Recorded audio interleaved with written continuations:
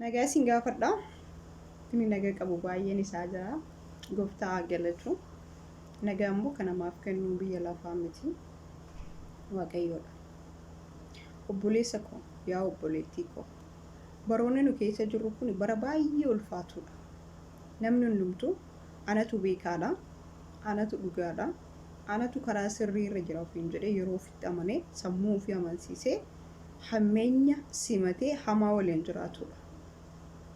Bara kana keessa maaltu na galche jedhee jireenya dhuunfaa isaa bara jiraatu dhiiseeti waanuma arge keessa galee yeroo isaa gubuudha. Garuu namoonni baricha kana hamaa kana bara hamaa kana darbanii jiraatanii warroota waan argan keessa galanii ajandaa godhatan duun taane warroota maaltu na galche jireenya mataa koon jiraadha eenyuuf jiraadhadhanii beekan qofa. Kan biraa kan jechuu barbaadu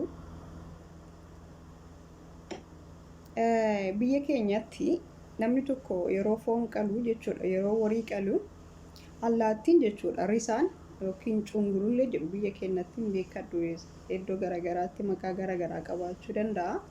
Cungurulleen kun foon jaalatu foon jaalataa foon nyaataa qilleensa gubbaatti osoo balali'u lafatti foon qalan laalee argeeti lafatti laalee argee lafa foon jiru san deeme foon san fudhata yookiin kan namni darbee fudhata yookiin butee deema. Dhaloonni siyaanaa kunillee iddoo gaarummaan iddoo qulqullummaan jiru dhiisaniiti sagalee waaqayyoo irratti hirmaachuu dhiisanii sagalee waaqayyoo dubbisuu dhiisanii sagalee waaqayyoo irratti laakiif koomentii gochuu dhiisanii iddoo raqaa iddoo tortoraa iddoo foolii ajaa qabu barbaadaa fiigu. Waaqayyo hubannaa ogummaa hunduma kennaaf haa kennu kun immoo sirrii miti.